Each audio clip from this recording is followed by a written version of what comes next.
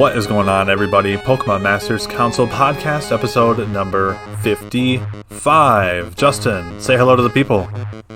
What up, everybody? Gym Leader Justin here. We're having a lot of fun coming at you with another podcast. And today, the main topic, as you can see, we're remote, but the main topic today, what are we going to talk about, Zero? We are going to be talking about those prankster pokes. Yeah. The ones that go, the ones with all the priority, the ones with all those sneaky tech. The most annoying Pokemon in the game, the prankster Pokemon. We're going to be talking about the prankster Pokemon that are in the game, what to expect when you see them on the field, what they can do, and a couple of rules that is important to keep in mind when it comes to the prankster ability. But before we do all that, just want to thank everyone who's been subscribing lately. If you've been listening on Spotify, thank you so much. Leave us a 5-star review. If you're listening on Spotify, check us out on YouTube. Vice versa, if you're watching on YouTube, listen to us on Spotify. Take our beautiful, sexy, nerdy voices with you in the car. Get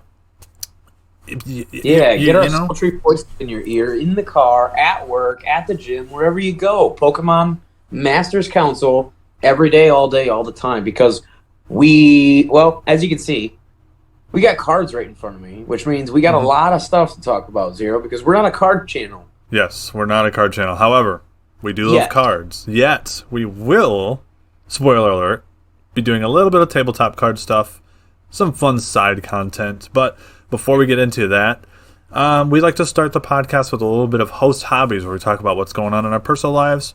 Justin, who do you want to go first? So basically, we'll start it off with you a little bit.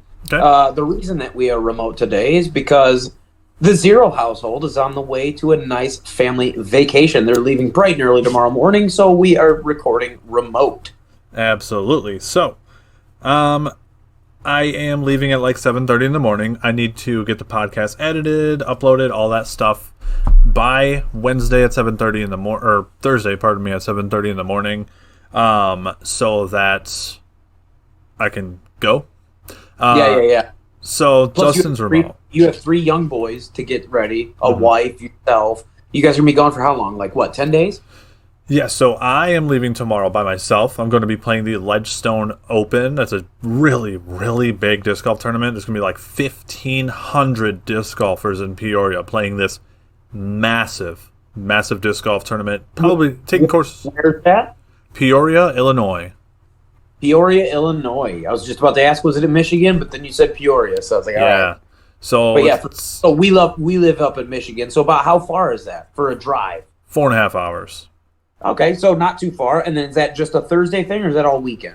So I check in on Thursday, set up my campsite, and then I'm playing 1 round a day, Friday, Saturday, Sunday. Nice, let's go. Everybody smash those thumbs up, smash the like.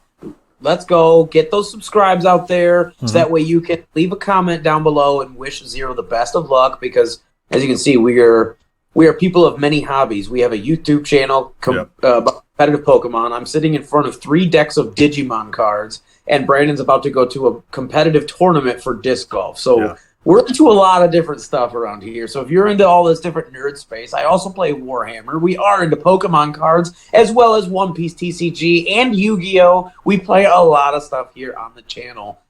Y'all don't want to miss it. So, Zero, what else you been up to? You wanna kick it over here, or you got anything else? I got one more thing. So it's going to kind of segue into what you've been getting into. So the main thing, I guess, is we started with Pokemon. Yeah. Because growing up, the 4 of us, Doug, Mike, myself, Justin, and Zero, Brandon, the 4 of us all grew up friends in elementary school, right? Brandon and I met in 2nd grade. The 3 of us, Mike, Doug, and myself, we all played Yu-Gi-Oh! Growing up. Brandon never got into cards with us because he was a big fat phony. But when we got older, we were a bunch of filthy, scrubby nerds, right? Right. So it's totally. Yes. When we got older, Pokemon and stuff, we tried over COVID, especially when you were in the hospital. Not from COVID, but because you had cancer. For people that don't know, a little bit of a ramble here. I'm kind of going on a tangent, but basically, long story short, we got into Pokemon. What was it? Online or live? What was it online called? Live is what is the current one. Yeah, that's the new one. That's the new. Okay, so we played Pokemon Online, the digital, gotten a bunch of cards and stuff like that. And then kind of this spring, me and him just kind of looked at each other. I was like, you want to buy a couple decks and play physical? And here we are. It was a great decision, honestly. It was. And it's we do kind of budget themed decks, expanded format. We're not doing super competitive stuff, which is just not in the cards for at the moment. But we are planning to go. We do have a store pretty near my house that's going to do some locals. So once you're done with some vacations, we have some locals coming up, and oh boy, do we have some plans there. Yeah. So the very first brown deck for our kind of collective group, physically. Yeah, so I have started. So, like, one thing we've wanted in our group is to have a deck for every element, because sometimes we share decks. Like, I have used a few of Justin's decks, he's used some of mine. So, we didn't have a fighting deck, and I was like, well, I'll make a Rapid Strike deck. And then I kind of was, I don't know, I had this change of heart. I was watching an opening of Tricky Jim was opening some Obsidian Flames, and we'll talk more about Obsidian Flames in the news. And you got a Glomora EX. And I was like, you know what? I should look into some more newer cards and build a brown deck that way. So, I have built a really fun Tinglu. Well, I mean, it's almost done. I bought a Tinglu. I'm working on a Tinglu control deck. So, obviously, Tinglu, if he's in the active, Pokemon with damage counters on them, have no abilities. Shuts down Bibarel, shuts down, all of that stuff. In expanded format, shuts down, Suicune. I don't know if he's legal or not, but you can't, Star Perfume from Lilligant V-Star, none of that. Yeah, Suicune's still legal. Yep. Yeah. For the fleet, same thing with the Raikou or the Entei, which are all popular depending on which, color you're. Shuts down Star Portal from Palkia V-Star, all that good stuff. So, it'll shut down Miraidon, it'll shut down Regieleki. Right. Just all those passive abilities. So, the other thing is, we got Koraidon EX to go with it, just for those turn 1 and turn 2 Dino Cries to move fighting energy. He's so cool. Yeah, I can't wait to try this deck because of that guy. Yeah. That's the dude where I'm like, ding, ding, ding, selling point, let's go. Now I'm in. Now, like, what's that meme of Fry? Take my money. Yeah, take my money. The other piece we have right now, this is regular Glomora. What's that ability called? This is Shattering Crystal. So if he gets knocked out, flip a coin. If it's heads, your opponent does not take a prize card for it. So it's just a little bit of, a little bit of fun trickery here. That's a coin flip that's worth playing. Yes, 100%. That's a coin because you lose nothing. Exactly. And then his attack is just basically poison, but it's 6 damage counters instead of 2. So it basically swings for 60 and then has a chance to basically block you from taking a prize card, which is just some fun trickery. And then it will have Glomora EX, who, when he's in the active spot, your opponent cannot have more than 3 benched Pokemon. So lots of disruption, lots of control. Fun deck that I'm looking forward to finishing when Obsidian Flames comes out on August 11. Justin, that's what I've been up to. How about you? So I put together, I don't know if we talked about it on the channel, but I did put together my blue deck. All the pieces arrived for Poncho. Yeah. So Poncho Suicune, and we did try that out. We finally got some practice games in, a couple over Wi-Fi and a couple live, and got a couple wins, couple losses. We feel really good. We feel like we made a good purchase. It was a good investment because it's a super solid deck. It's great for what it is. We have a couple of cool pieces on the side now to kind of piecemeal in and figure out exactly the ratios that we want, and we're rocking. So yeah, Poncho Suicune. It actually was a tournament deck during 8th Gen, so no surprise that it's still rocking and rolling for our PMC local meta. Yep. Other than that, bro. So I've been going ham. Yes, you have. I went ham a little bit earlier because I'm excited with my explanation of our origin with TCG. So I'm more of a TCG player than you are. I'm a huge fan of card games, growing up playing Yu-Gi-Oh! With the guys all our lives. We did dabble in Magic a little bit. That's the big one for people that don't know. Like, that is the trading card game, in the world. That's the one.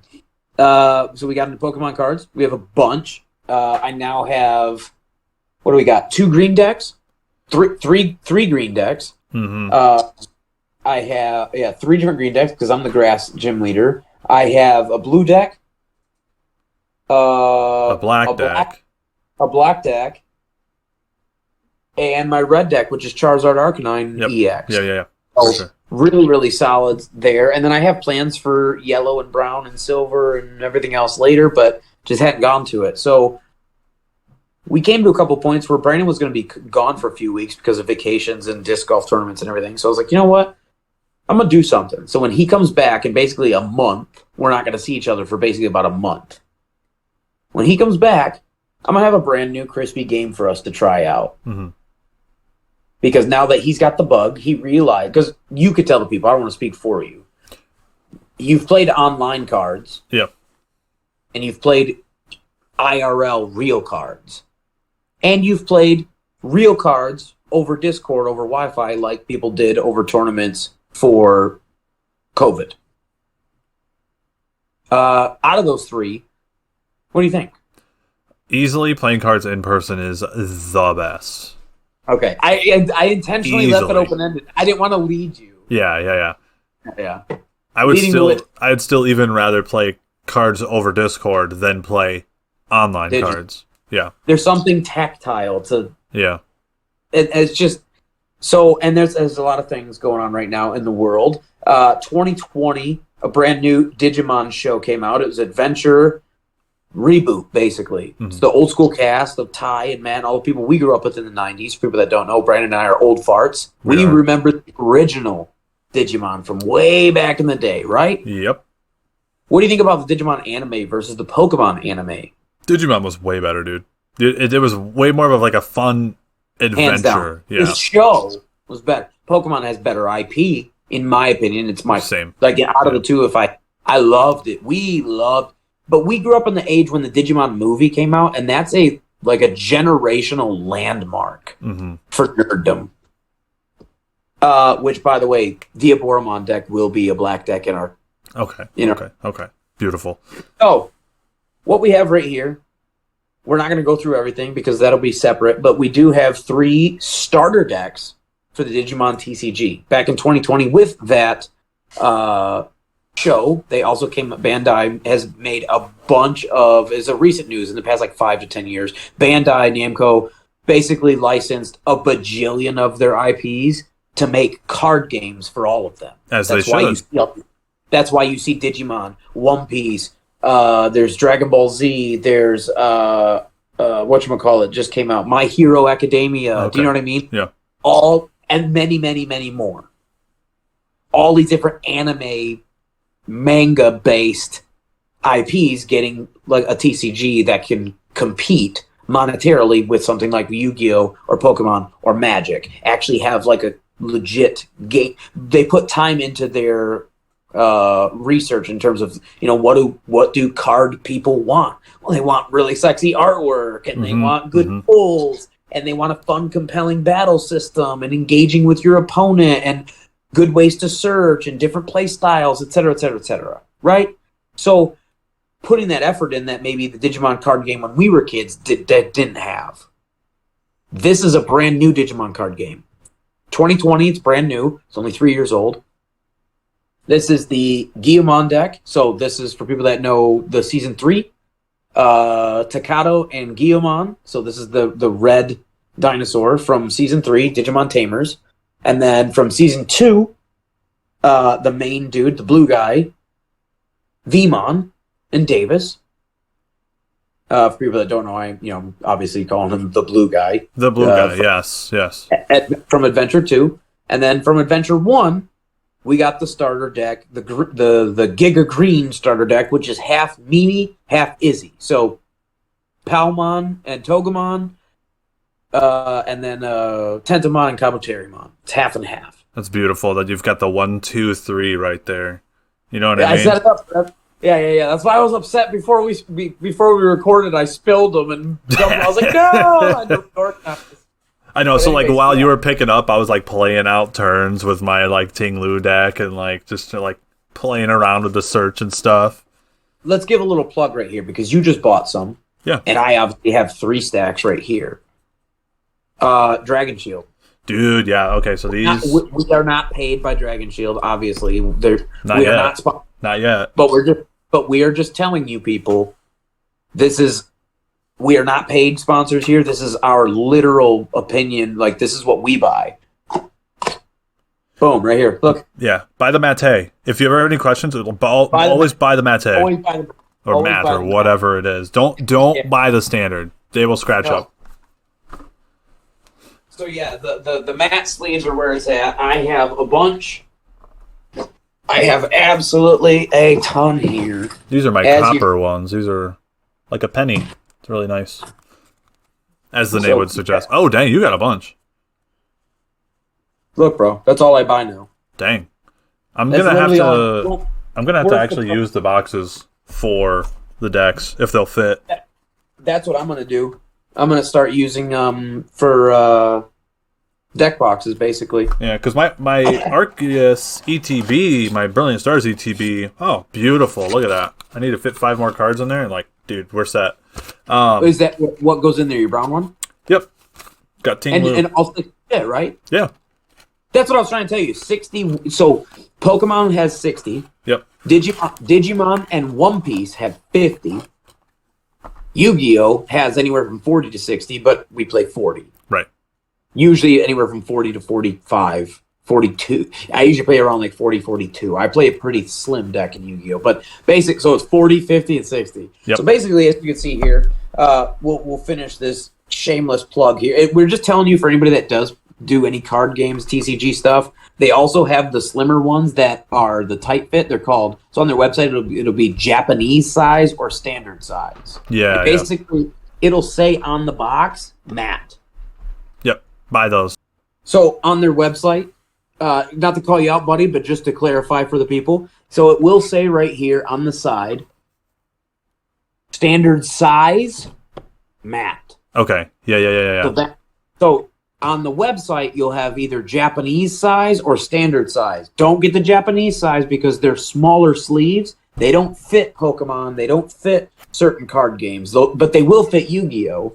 And they fit Yu-Gi-Oh! Snug. They're perfect because Yu-Gi-Oh! Have a little bit smaller scale by a couple millimeters, but those millimeters count for a game like Pokemon, which are a little bit bigger. Those small Japanese size scale sleeves won't fit. Right. So anyways, we just get the standard size for everything. So that way when you put Yu-Gi-Oh! In them, there's a little bit of wiggle room, but for me, it doesn't matter. Yeah, the mat has like a scratch-proof textured back, so...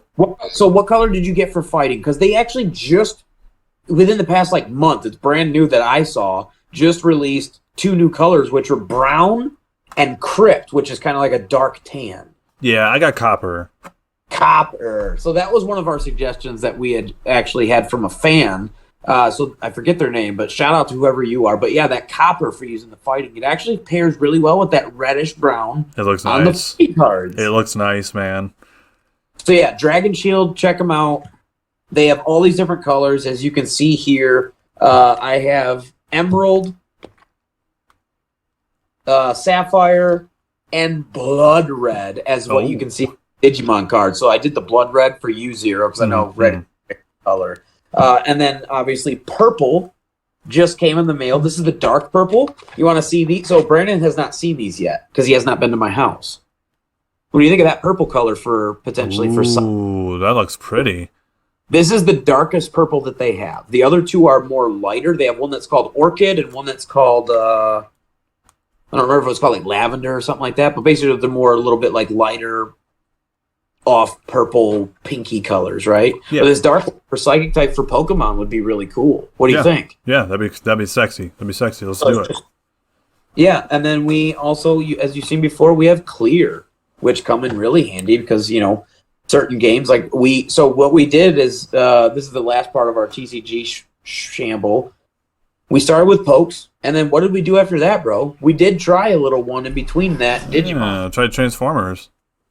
And that one is unfortunately a dead game. It came out a couple years ago. It died over the pandemic. Rest in peace. The Ro-Ro. Coco Vovo took it out. Rest in peace for that one. But it is a fun game now, which is kind of cool because now it is a closed loop. There's no more expansions for it, which means now it is a closed meta, which is kind of cool for us collectors, right? Yeah. We don't have to worry about buying more stuff in the future. So... Yep.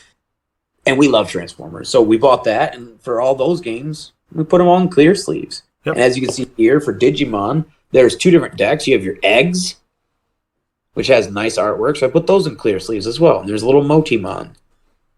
Right? And then the rest of the cards go in regular card sleeves. You can see there's a Tentomon. There he is. And there's nice emerald, because green is my favorite color. Really love it. So I can't recommend these enough. I've also used whatchamacallit, the turquoise. Chef's yeah. kiss. Yeah. Boys. They have a lot of beautiful colors. So yeah, we got into Transformers. What do you think of Transformers? It's fun. It's very easy to pick up and play. Very easy. Very simple, but fun. Yeah. Beer and pretzel kind of game. So Digimon, we're about to try out with Dougie while you're on vacation this weekend, Sport Ninja, and we're about to try this out, and we'll let you know, and then obviously when you come back, you'll try it. Digimon is mostly about the Digivolution, the evolution process. That's the whole crux of this game, is like evolving your Digimon. And then next up after that, we're trying one that's near and dear to my heart, because this is one of my favorite of all time, and it's coming to a close soon. One Piece. Mm-hmm. This card has only been out for 1 year. They're only on set 3. That's brand new, and which means they have nowadays understanding of card economy, which means we, the consumer, consumer, benefit greatly. They have so many starter, dude. They have so many starter decks, bro. Let me tell you, and it's every color. It's the same colors as Digimon, so red, blue, green, purple, yellow, black. Digimon and One Piece are made basically by the same people. You can tell when you start playing. Yeah. You'll be like, oh, I can see the design cues here.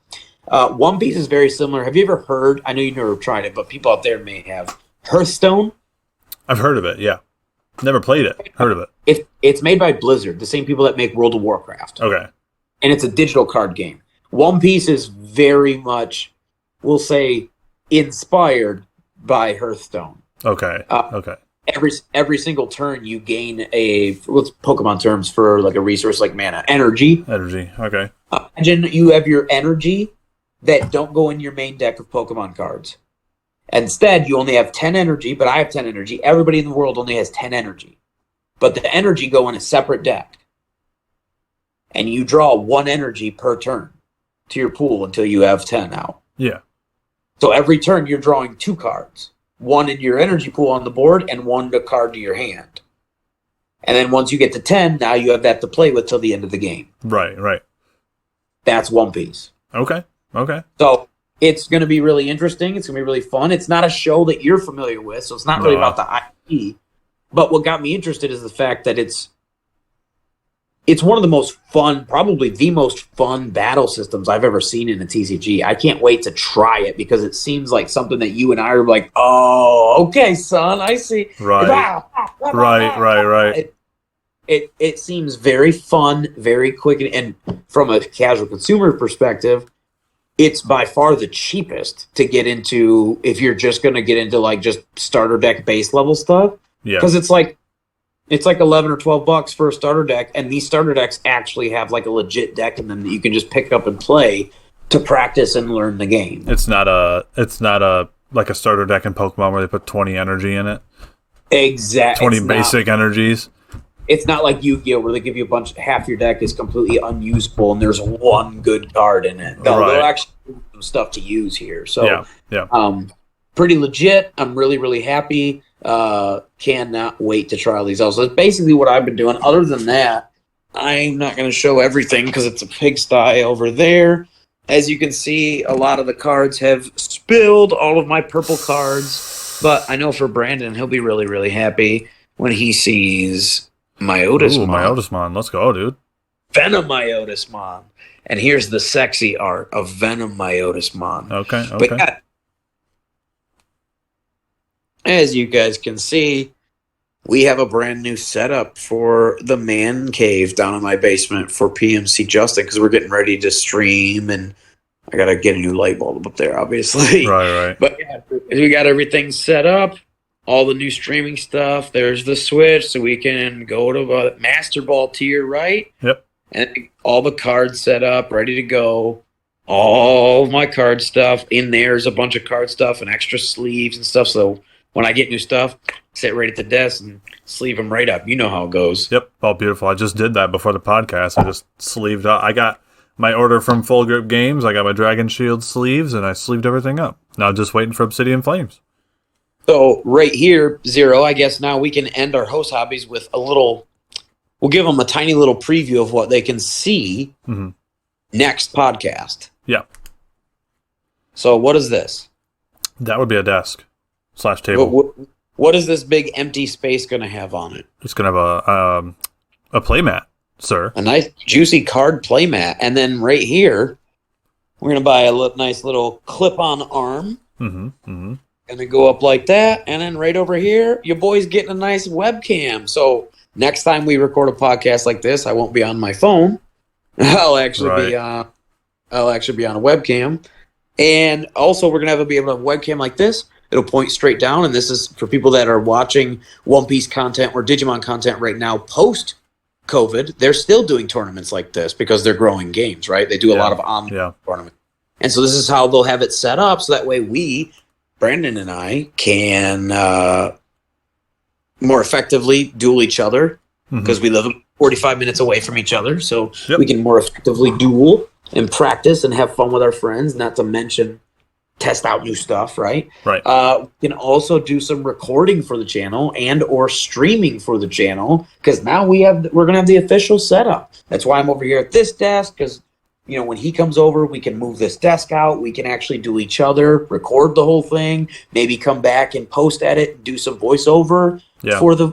Maybe you'd like to hear the live recording of our voices. Maybe you'd like to hear the post. Let us know in the comments kind of if you are into card content, if you do watch anything else, what are you into in terms of that type of stuff? And then we'll leave that kind of open-ended to the fans. Yeah. So why don't we segue into the news then? Our only news article is TCG related, so kind of fitting for everything we've been talking about for the past 10 minutes. Definitely. Let me pull it up. Hopefully I don't too long. I'm pretty... That's all right. We're really good at rambling. So let me pull up our first news article. All right, so we have our next update to the Scarlet and Violet TCG era of Pokemon cards. Obsidian Flames is coming out across the world on August 11th, Justin.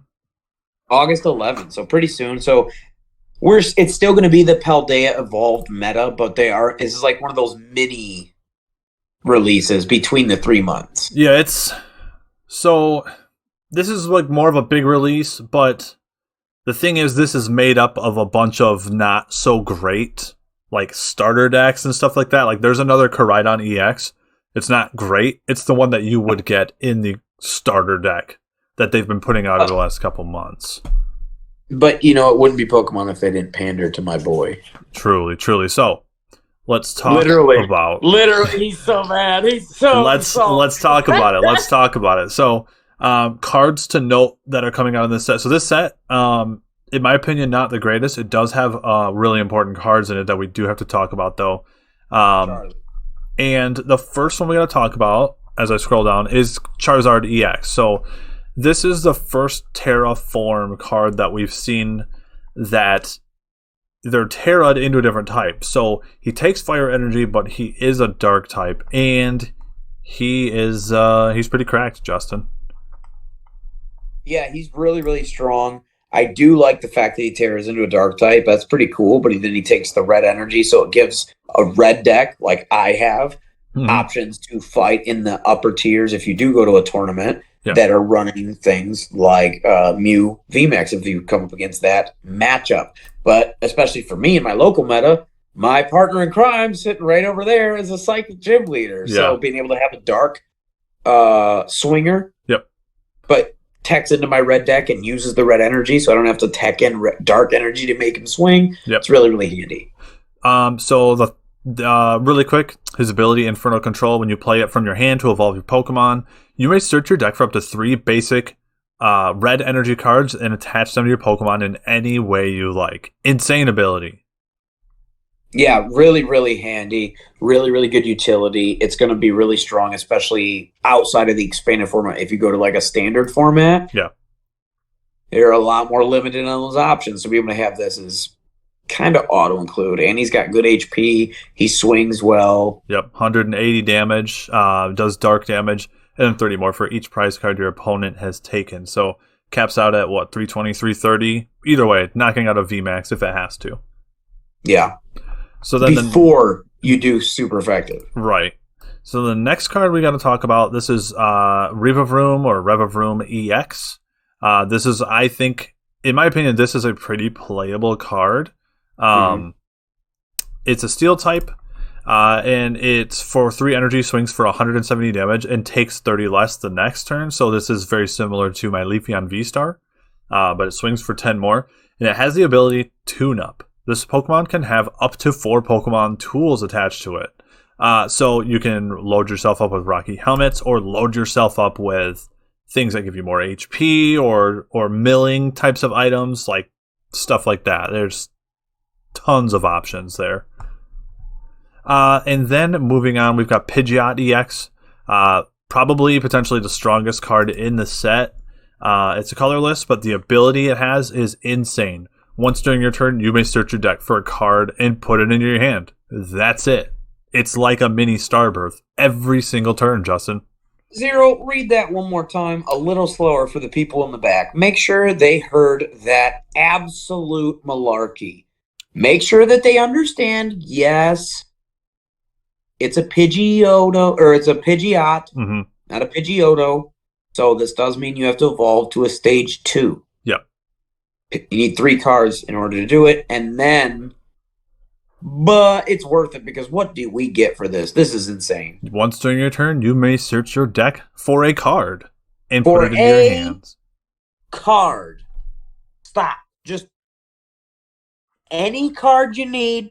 No limitations. No restrictions. No categorizations. Yep. Go search your card. Grab what you need.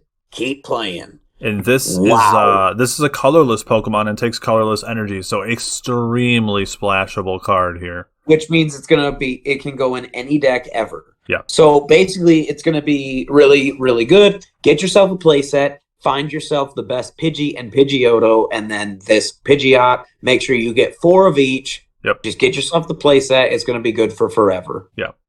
So that kind of does it. This is the new Beaver. It is. This will take over the whole Beaver slot if you can afford to fit this in your deck. Takes more cards, but the return is a little bit better. But what the good thing is, Zero, think about this. If you're doing something like Charizard or Meowscarada or anyone or Alakazam EX that already needs the Evo, it makes it a lot easier to then just max out on like 3 or 4 Evo insets or 3 or 4 Rare candy for sure. Yeah. Rare candy. You know what I mean? Sure. You just go max out 4 candies, because then you just build your whole deck around it. Artisan is a card that, as Scarlet and Violet moves on, I think is going to be really important, because it lets you search out a basic Pokemon and put it on your bench. We're going to have so many stage 3, really strong stage 3 Pokemons. Like Instagrab. And everyone, Rare Candy came out in the first Scarlet and Violet set. It's going to be playable for for the lifespan of Scarlet and Violet. So Artisan plus Rare Candy plus that 3rd stage Pokemon, you're going to see a lot more of that in standard form. Not to mention in blue decks, Irida. Go grab a blue Pokemon and an item. So go grab a blue Pokemon and your Rare Candy. Boom, done deal. Yep. There are a couple different Pokemon that can do, or a couple of different things that can do that, like Arven. Yes. Is a great example. 100%. Yeah. Can potentially go grab the Rare Candy that you need and then the tool. So moving on, Justin, before we get to the Prankster Pokemon, we got the Poke Plugs for us on the channel. How to use Cresselia. If you guys haven't seen that, go check it out. Yeah, it was, I guess I did forget one little thing in the host hobbies. I built a fence. A real, I did like actual man work, real labor. Yeah. But that's why the Cresselia was a little late. It was just, we hit a little bit of a snag, so it took a little longer, but everything got put up and it's all good and A+. So now basically over at my mother's house, she had a chain link fence, and we replaced her whole fence with a privacy, but the last bit was her front part with the 2 little parts, and then the gate needed to be replaced. So we did that for her and got it all ship shape. So now Cresselia is out. And then what else did we put out? Rillaboom. So the new we did Rain vid. Team version 2. Yeah. There was a really good battle vid, guys. Go check that one out. That does not have enough views. Not even close to enough. It's a new rental code. Yes. Yeah. It's a different rental code than the first one. It's the version 2 of the PMC Rain Squad for More VGC optimized. Regulation D. Yeah, more optimized. We just learned some stuff, changed some stuff around, and we put out a brand new code for it. So definitely go check that out. It has Rillaboom and Urshifu water on the thumbnail. It's very, very good vid. Very fun time showing off. We had a lot of fun showing that one off. Kind of what a kid do, right? We kind of stomped some kids. The last one, we did a Samurai battle vid. That one was a great team that Justin had crafted. Guys, that was epic. Yeah, that one was so fun. Guys, go check these videos out, okay? We'll link them all in the description below. Yeah, the battle videos are super fun. Yeah. So then to round off Pokeplugs, Justin, who do you want to plug in the community for Pokeplugs? So I technically have 2. I'm cheating. The one thing for Pokeplugs is the fact that they whatchamacallit, Pokesports? Yes.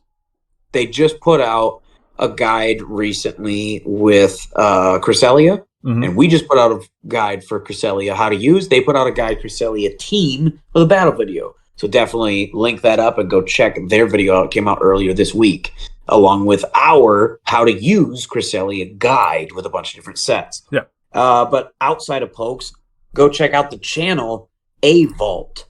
Avault. Hence all the Digimon stuff. He's been a big inspiration. He does a whole lot of deck profile videos as well as duels. He's very big in the online Digimon community. He does a lot of streaming of full 7-8 hour days of Digimon tournaments. Do you remember when we did Pokemon, Brandon? Oh yeah. And we had those. What are those tournament weekends called? Do you remember the Players Cups? Yes. In Gen 8 and stuff like that we did, where it's the whole weekend you just get on and wait till you sign up and just go through a round robin all day and just play. Yeah. That's how this dude does Digimon tournaments on his channel.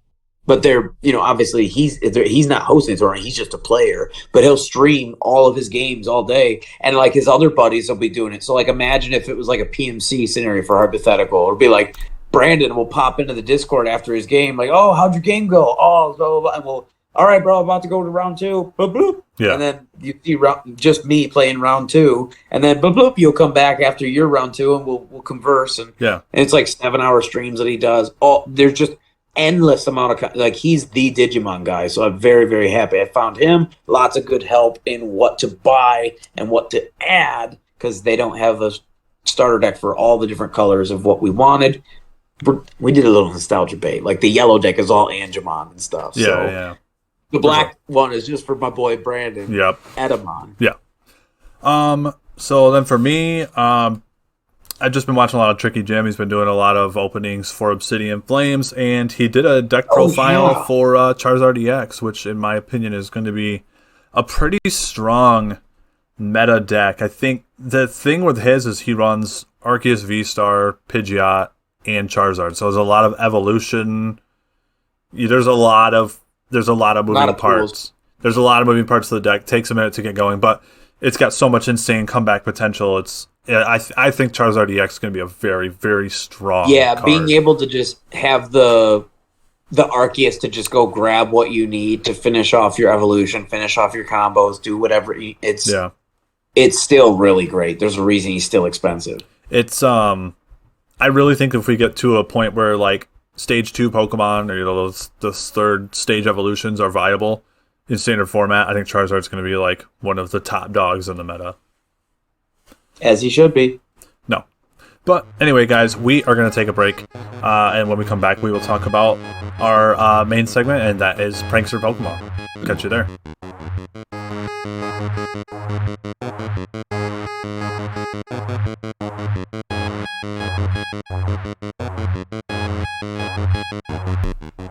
Alright, and we are back, ready to move on to our main topic. We are going to be talking about the ability, Prankster, and the Pokemon that go along with it. Yeah, there's quite a few. They've made a huge impact in Regulation D. I mean, like, more than almost any other pokes in the meta. Like, you can't be understated how defining this ability is. Yeah. And then the Pokemon that get it, as well as the move pool that they get on top of that. And then you add Terra. It's insane. So, what do we got, bro? So, first and foremost, we got to give you a little overview of what Prankster is. And, you know, a couple really special rules that go with it. So, Prankster, what it does, it gives all non-attacking moves a priority of +1. So, the actual text for it says status moves. In my opinion, that's misleading because I think a status move is like, you know, Thunder Wave or Will-O-Wisp. This extends to things like Encore, Stealth Rock, anything that does not deal direct damage that turn gets a +1 priority. So, say hypothetically there was a Pokemon with a base speed of 30 that had Prankster. If you use Prankster Stealth Rock in front of an Iron Bundle with booster speed, your Stealth Rock is going up in front of that Iron Bundle. It's just like you click like Aqua Jet or something, right? Exactly. It turns all of these utility moves into +1 prio. It's insanely powerful. The biggest things in the meta, which we'll get into, are obviously things like Tailwind, Taunt, Screens, and then Screens. And then there's debilitating moves like Will-O-Wisp and Thunder Wave, as well as Quash. There's a lot of Encore, which comes in a plenty of Pokemon here, as well as future pokes. Yeah. So the biggest thing with Prankster, future returning pokes. we're only gonna talk about the Pokemon that are in the game right now. So more of a Regulation D kind of focus here. But here's the thing with Prankster, okay, guys? You cannot use Prankster moves on Dark-type Pokemon. I feel like this happens to us once a video, bro, where someone will probably... I can't tell you how often. Once a video, it feels like. I cannot tell you how often, ladies and gentlemen, trainers and masters alike out there watching. I cannot stress this enough. We cannot stress this enough. Prankster does not work if you are Dark-type. There's a reason in our Cresselia guide, I did Dark-type on one of my Cresselia in-game currently, right this second. She's Dark-type on our rental code. You can go take it for a spin on the Ursaluna squad. The reason that it's Dark-type is because then I don't have to do the mental herb. I can then also double dip into there and get the benefit of being immune to those Prankster taunts, which most taunts in the meta right now are on Prankster pokes. Yeah. As well as still hold the item instead of having that mental herb to have that one turn where no taunt and shrug it off. I can then hold Light Clay for the screen build and get 8 full turns out of this lady. So Dark type is so incredible for Prankster. It's one of the most powerful defensive tools. There's a reason that Murkrow's strong. There's a reason that Grimmsnarl's strong. It's because they have Prankster. Same thing with my boy Sableye. Yeah. They have Prankster, but they're immune to other Pranksters. Yes. So they're great leads in the meta because they're good anti-leads too. Yeah. So with that being said, let's talk about... So we're going to talk about certain Pokemon and what Prankster moves you can expect when they hit the field. They have so many Prankster moves, okay? We're not going to talk about every single one. We'll mention a lot of the things that they can do. No, we're just going to highlight some of the ones to look out for. Almost all of these can taunt. Let's just kind of throw that out there. Almost all of these can taunt, but we will mention... But what's important, it will be which base speeds. Yes, yeah. Because if it's Prankster v Prankster, then you're both at +1. Now your base speeds matter. Yes. That also is important because, say you are Prankster Grimmsnarl and you are up against Water Urshifu.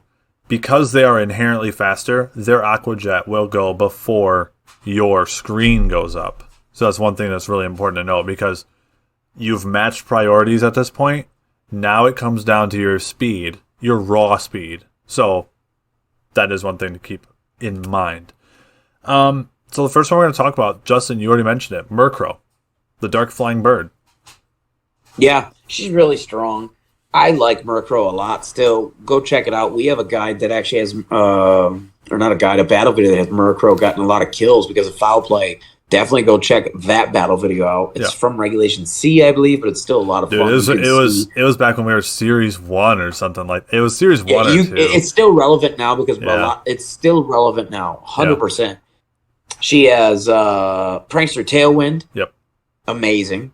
Gives you speed for your whole team.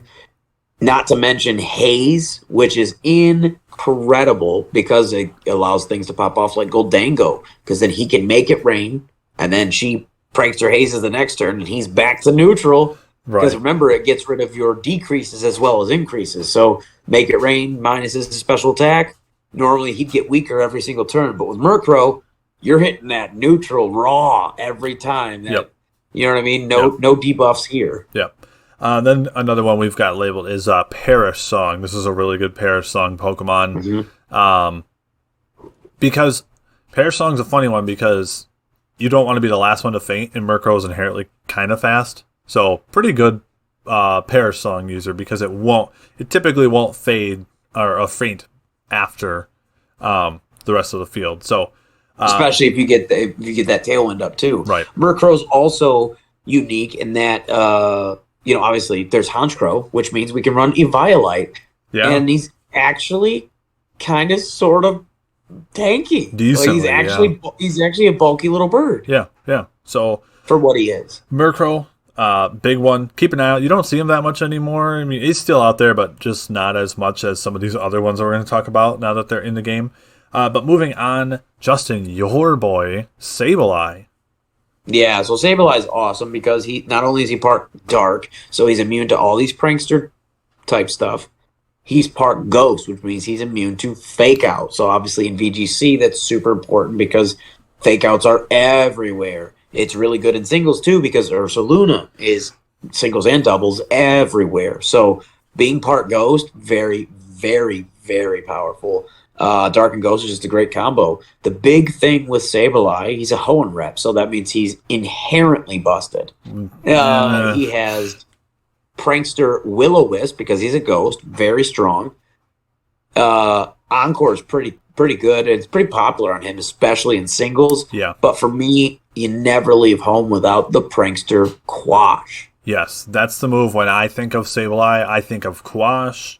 Will-O-Wisp. We have featured Sableye on the channel a few times, especially in Sword and Shield. It was really strong to push Dynamax Pokemon to the back of the turn order or whatever. So so you quash somebody, and regardless of priority, regardless of stats, regardless of speed, regardless of Trick Room or Tailwind, regardless of anything in the game, it doesn't matter. All of that normal stuff in terms of turn order gets thrown out the window. The poke that you quash will be the last Pokemon out of the 4 on the board to activate that turn. Yeah. Period. Yep. You go last. Yes. Regardless of anything that normally would make sense, regardless of the speed stuff, you're just going last this turn. So it's so effective to buy your team, to buy yourself the turn that you need for your team. You know what I mean? Like if you're running a Trick Room squad, well, that Quash could give you a 5th turn of Trick Room. Right. Does that make sense? Right. Yeah. You get my point. Like if you're running Tailwind, opposite, right? Like if it doesn't matter what you're trying to do, Quash is just so powerful. Yeah.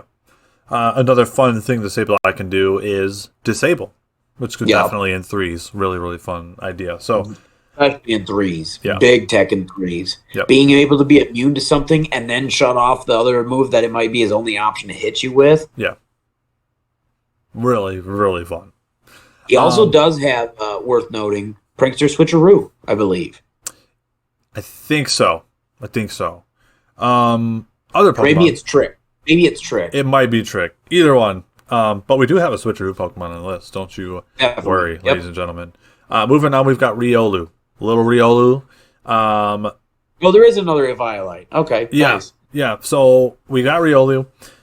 In this game, so the last game he had coaching, which is something I think was one of its stronger moves. However, other really fun options, Copycat. Prankster Copycat. That's a really, really fun one. And then Screech lowers your opponent's defense by 2 stages. So Prankster Screech something in front of like an Urshifu or some sort of strong physical attacker, and then just blow holes in people's ship is really, really fun. But he can also, for what it's worth, I like him a lot because he's so weak. I always liked him as a weakness policy procker because he does have priority special, so it's even weaker. Yep. Vacuum Wave. Yeah. So it does like literally 1 or 0 damage to somebody that's super big and bulky. Like you imagine proccing a weakness policy on an ice horse. The ice horse isn't going to take any damage from that Riolu. Do you know what I mean? Or Baxcalibur, dude. Or Baxcalibur, or there's plenty. Obviously, Terra now. Anything in the world can now be weak to fighting that you choose, and then proc a weakness policy. That way, there's a lot of good options. That's my particular favorite. But again, that was back in 8th Gen when he also had coaching. Yeah. Moving on. Fingers crossed that maybe we'll get it in the DLC. Yeah. We're hoping, guys, that some of these DLC moves return. But Boom is good without Grassy Glide. We're gonna say it. We're gonna say it right now. Oh, Boom's great. I told you he'd be good without it. Yeah. I told you that boy's got gas, bro. So moving on. This one's super important. Tornadus Incarnate, the genie form. One of the premier Tailwinders right now, Justin. Yeah, so he's the one. Mm-hmm. He's the prank. I think he's the best prankster poke in the format right now. Like in terms of usage and I respectfully disagree, and we'll talk about it. Well, later. Okay. Well, the one that can't be disputed is in terms of usage. I think there's one that's better, but no. But in terms of usage right now on Pikalytics, he's the most used. Oh, okay. All right. Fair enough. Yeah. So in terms of like subjectively, I think he's tied with Grimmsnarl. Okay, I was gonna say Grimmsnarl for sure. Oh yeah. No. I love Grimm. I'm not bashing. I'm just statistically speaking, people are playing Tornadus. He's on every team. Yeah, he is. And if they're not playing Tornadus, they're playing Thundurus. Yes. If they're not playing Thundurus, they're playing Grimmsnarl. We'll kind of get into both genies at once a little bit. We can kind of then deep dive and break them down separately after that. Is that okay? Yeah. The reason I want to do that is specifically their differences because they're very similar. Yeah. Tornadus is pure flying. Thundurus is flying electric. Yep. They're both the incarnate forms, genie forms, right? Yes. Not the special forms yet. All 4 got access to like the special move, the storm move. Yeah, new spread moves. These two in particular are the good ones because of how strong they are, especially with rain and everything else. Flying and electric are very, very, very powerful in the meta right now. Yeah, Rillaboom is actually everywhere, not just our team. Urshifu is quite literally on basically every team that ever existed. Yep. And both of those are weak to flying. Urshifu is also weak to electricity. Electricity is very powerful because of Urshifu, as well as all the different flying types like Tornadus and everything else in the meta. So electric and flying, very, very strong combo. And both of them are spread moves. And they have status on top of that, either 30% chance for paralysis with Wild Bolt Storm from Thundurus, or 30% chance to drop speed by 1 stage on the Tornadus. And they become 100% accuracy if the rain is up. Yep. It's powerful. They both also have taunt. They're very, very fast base speed. I think it's base 111, if I'm not mistaken, off the cuff. And then on top of that, they actually have like really respectable, like 115, 120, 125, like crazy, like respectably good special attack. Yeah. They both have taunt. Yep. But here's the difference. One less similarity. They both have all 4 weather moves. Sunny Day, Rain Dance, Snowscape, and Sandstorm. The difference here is their speed control. Tornadus is way better. That's why Tornadus is seen more. It's because of his master speed control. Tornadus has Prankster Tailwind, as well as Icy Wind, as well as I run it with Covert Cloak. Some people do Terra Ghost to get out of those fake outs. I do Covert Cloak. I'll take the damage. I'll just throw my move out anyways. I like Covert Cloak a lot. I don't mind both. I don't mind if doing Terra Ghost and Covert Cloak, but I do Terra Flying for those a couple of turns where you were like, nope, guess what? Tornadus is the carry now. Right. Especially when you get that rain up, so it's 100% accuracy. Yeah. Otherwise, it's 85. like Hydro Pump. Yeah. But the other thing is that Thundurus does not get Tailwind. Tornadus gets Tailwind, Thundurus doesn't. That's the big difference. The Prankster Tailwind. What Thundurus gets is single target Thunder Wave. Still great, but it's single target. Yeah. And certain pokes can't be paralyzed, whether it be their ground type, electric type, maybe it's Goldango has that ability. Yeah. Garganacl has that ability, except somebody like Ursaluna is already burned, et cetera, et cetera, et cetera, right? Yeah. So it's just that Thundurus is more reliable, or excuse me, Tornadus is more reliable speed control, but Thundurus is more reliable damage because he beats Tornadus in the one-on-one matchup. So it's, you know what I mean? Yeah. That's why you see both, and hopefully I did a good job explaining their similarities and differences. Yeah. The only other the other things that Thundurus has specifically is Leer, Prankster Leer, so lower both of your opponents. No, Tornadus has that too. Oh, he does? Oh, okay. Well, I used that before. Well, here's one that I know Tornadus doesn't have, and that's Eerie Impulse. Yep. So that's a Thundurus move. So lower the opponent's special attack by 2 stages. Really, really strong. We used this with Raichu on the channel back in the day. 2 stages. So powerful. Yeah, and Geets uses this. You won't be able to do this Goldango. He's immune to everything. So yeah, he's got the best ability ever made. Yeah, but it will be really powerful into Flutter Mane. Yeah. It'll be strong into Chi-Yu. Yep. It'll be strong into well, Chi-Yu is a dark type, so we can't. What's that? Chi-Yu is a dark type, so we can't. If he stays dark type. If he stays dark type. Yes, true. Yeah. True. Not to mention things like Torkoal or Typhlosion. Right, yeah, totally. Charizard. Lots of good options. Yeah. So, with those guys out of the way, we've got a few more. Klefki, Justin. Yeah, Klefki's interesting. It's the Kmart version of Comfey. Yeah, it's both in like design space. Yeah. It's a ring of keys with fairy type versus a ring of flowers. I know it's a lay from, because it's Hawaii, right? But Comfey's just better. But what Klefki has that Comfey doesn't is that Klefki has screens. Yes. Which is... And obviously Prankster, but Comfey has her own priority. Yeah. But the fact of the matter is that, Prankster screens is very powerful. On top of that, Klefki is one of those few on this list that I think is actually better in singles. Yeah, I was going to say that too, because Klefki has access to spikes and switcheroo. So a lot of times what you'll see is... good gotcha moments. Yeah, you'll see them switcheroo. Give somebody a scarf. Or an iron ball or something like that, or whatever, Yep. And then they'll set up spikes after the fact. So it can really debilitate a Pokemon like Blissey or Garganacl or Dondozo, those really big walls. Any setup poke is what I agree with you. My favorite for singles is any setup poke. Yeah. If I can get you on that turn, you click Victory Dance. If I can get you on the turn, you click Swords Dance, Yeah. Nasty Plot, Yep. Agility, Bulk Up, Iron Defense. You know what I mean? You name it. Yeah. I get you on that turn, you click that. It's like a encore, Yeah. basically, 100%. because I just lock you in, and sometimes you choice scarf, sometimes choice specs or choice band. Yeah, 100%. So in my opinion, like spikes, that's the one thing I think you really got to look out for. Screens, Thunderwave, Switcheroo, those are the big things that Klefki does. Is there Thunderwave also, right?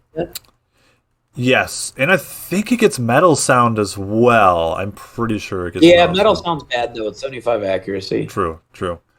So, let's move on to the best prankster user ever made. Grimmsnarl. Arguably one of Zero's, behind Hatterene, this is the favorite out of Gen 8 for Zero. Yeah. Grimmsnarl, so many really good options. But first and foremost, it's always screens, right? Screens is like top of the list. When you see Grimmsnarl, he's got screens. That's my favorite way to run screens, or to way to run Dobby, right? My Grimmsnarl is Screens, Spirit Break, and Thunderwave. Actually, the exact set that's for the shiny one, which we forgot to talk about in the news, but maybe we'll leave the link in the description or something with the little code on it. Yeah. Yeah, the new shiny one is that exact set, so that's pretty cool. Yeah.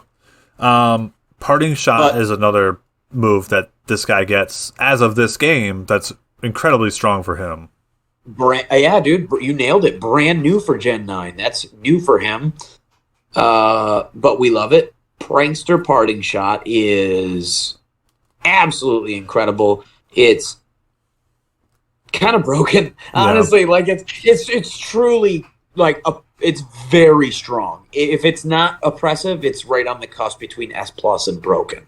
So, so basically, what it does is it's -1 physical attack and -1 special attack, both. Yeah, and then. So let's pause here, buddy. How good is that if we just stopped right there and that's all it did? If that's all it did. It's pretty good. It's pretty good. Point click, Prankster, -1 on both. Yeah. Single target. Pretty solid. Now, free pivot. Oh. Okay. With a +1 priority. There's no damage. Okay. So it's a damage-less U-turn. But you still get the pivot switch out. Yes. And it works exactly like U-turn or flip turn or anything else. So here's my opinion on Volt switch. Well, first and foremost, other things to look out for. Thunderwave. That's another really strong move for this Pokemon. Taunt as well. Here's my opinion. Scary face. Yeah, I can't. Yep, that's another great one. A couple of other big ones for Dobby. In this meta is very important because depending on what your build is, but the fact that he gets fairy terrain, what's it called? Misty terrain. Yeah. It's really important because you can shut off grass terrain with certain matchups and certain calcs with the Boomer. Yep. Not to mention, but the big one is turning off the psychic terrain for the side spam matchups, which we've talked about ad nauseum in our Armor Rouge guide. Go check that out. Link in the description or wherever, stuff like that happens. But yeah, the Armor Rouge and Indeedee female, giving the psychic terrain, stopping priority stuff. And as we're talking about Prankster, obviously the psychic terrain will stop all that Prankster from coming across the field into your opponent's zone. Yep. We want to shut that off. Let's turn on that Misty terrain. And while we're at it, what goes good with Misty terrain? Well, fairy type moves. What's a good fairy type Pokemon in the meta? Well, Fluttermane. Well, what does she do? She shoots off really strong fairy type special attacks with a Pixie Plate. Let's add a fairy terrain on top of that, and then our Dobby will have Prankster Fake Tears. Oh boy, yep, Fake Tears. Man, there's just so many options for Grimmsnarl. He's just so good, dude. Is he the best Prankster in the game? Let us know in the comments below. What do you think? I'm saying yes. I have to say this. I gotta stand up for my boy. If someone tries to tell you that Grimmsnarl is an underwhelming Pokemon or not good, don't listen. Okay, it's all the one reason I say that Tornadus is a better Prankster Pokemon for Regulation D. That it's a close second for me. It's going to be Gold Medal goes to Tornadus, Silver goes to Grimmsnarl. Is because Grimmsnarl does not have any weather. True. And that's incredibly important in Regulation D. Tornadus gets all 4. I think it's really about how you use Grimmsnarl, because what I see a lot with other Grimmsnarl users is I'll see like Fake Out and then Screens and then Parting Shot. Like, that is an awful set. That's a terrible set. That's an awful set. He has 120 base physical attack. He has to have Spirit Break like on every set. Spirit Break is amazing. Every time it's physical, it's Fairy Stab, and every time you make contact and hit him, instant 100% -1 special attack. And then Fake Tears, -2 special defense. There's so many options with this Pokemon. And yes, Fake Out's great, but you don't need it. Here's another thing. You should never run Screens plus Parting Shot in the same set. You can't do all of it. You should go one of the... If you're going to have Parting Shot, then go with Prankster. Or go. I disagree with that. Go Fake... But because... But not Fake Out. Right. I don't think there's a place, for me personally, I don't think there's a place. I've gone Spirit Break, Dual Screens, and Parting Shot. Because for me, it's like, when is it enough? Like, what's the difference between getting dealt 16 damage and 10 damage? You know what I mean? With having both, that's to me. So I feel like people lean too hard into it. Right. I like the pivot. But that's important. If you're going to go with a pivoting, that's when you tech in the fake out. So you go like fake out, parting shot, thunder wave, and spirit break, or foul play, or whatever. That, in my opinion. Oh yeah. Or maybe get rid of the fake out and then tap into false surrender and have a nice dark stab for the side spam. Right. Like I don't agree with parting shot plus screens, and I think that's what a lot of people are trying to do. And they're like, "Well, he's not doing enough." They're trying to do it all. It's too much. Like it's too greedy. It's too greedy to set up screens and to parting shot. So that's my opinion. Yep. I can't stand the Grimmsnarl slander, bro. I got to stand up for my brother. A slander. So all right, let's move on to our last one. Let's move on to the last one, buddy. Grafaiai. Talking about pandering, so this is my favorite little monkey from Gen 8. This is probably my favorite Pokemon of all. Gen 9. This is probably my favorite Pokemon of Paldea. Grafaiai, the poison monkey, poison normal, and he gets Prankster, and he has a very unique move, but other than that, he's pretty fast, 110 base speed. He's got taunt, and he also has parting shot.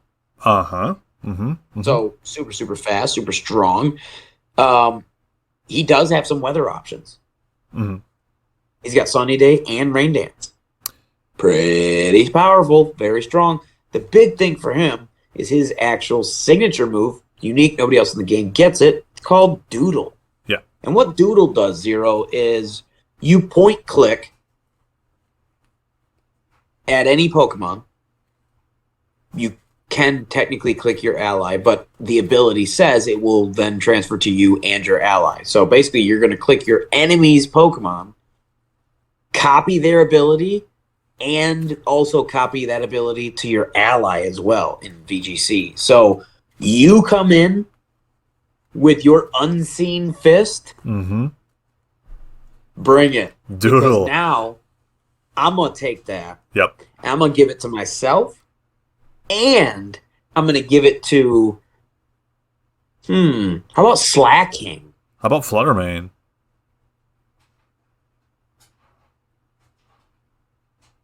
No. Unseen Fist, you have to make physical contact. Dang it. Okay, never mind. I thought it just went through Protect. I thought that was the whole spiel, dude. You have to make physical contact. Okay, so yeah, fine. give it something like Slacking, so that way you get rid of the ability Truant, which makes him like rest and not do everything every other turn, and he'd be just sitting duck. You let him actually use that 100 base speed and 160 base attack. He's a certified Uber if he didn't have Truant. And now you give him something like Chlorophyll. Yeah. Swift Swim. Yeah. Shell Armor. Yeah. Guts. Yeah. Intimidate. Oh, dude. Unseen Fist. That's so stupid. Prankster. Yeah. Not that he would benefit from the prank, but I'm just saying if you're getting rid of Truant, and then these are all the abilities that are in the meta that you could potentially give him. Yeah. You could literally give him a weather move and reset weather. You could give him a terrain move and terrain ability and reset terrain. Yeah. Do you know what I mean? Yep. Yeah, there's so 100%. many options with Doodle, and that's just the Slacking. I say that because that's like the super the day one. It's the day one combo with Doodle is you get rid of Truant, and now Slacking is an actual beast, and he's a Hoenn rep. So who doesn't love Slacking, right? Right. But there's a lot of other options. Just think of any powerful physical attacker in the game. How many times do you see your opponent bring one of the two Urshifus? Right. You can now Doodle. Well, at least the water one before, the dark one, you got to wait to see what he tears maybe. But the water one comes in, you copy that Unseen Fist, and you give it to any physical attacker on your squad. Yeah. Now I have Unseen Fist. Now I'm the one you can't protect in front of. Right. That's where I think people are sleeping on Grafaiai, because it's not a very deep move pool, and it's a very, very weak, fragile, feeble Pokemon. It's not great. So you got to find that niche that makes it great. Yeah. And Doodle's the way to go. Yeah, 100%.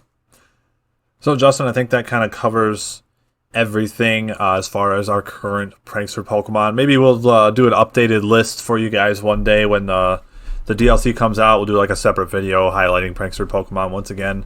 But Whimsicott, yeah, Illumise, Meowstic, talk about all of them. To be fair, we'll talk about all of them. Yeah. This is a fun topic, though. It was worth discussing because there's just so many pranksters that are relevant in the meta. Yeah. Like the ones we talked about, like some of those are like literally top 5, top 10 usage right now in VGC. Yeah. So, guys, hope you enjoyed. Let us know in the comments what you thought about the episode. Who is your favorite prankster user? Who do you think is overrated? Who do you think is underrated? So, with all that being said, Justin, I think it's time for us to get out of here.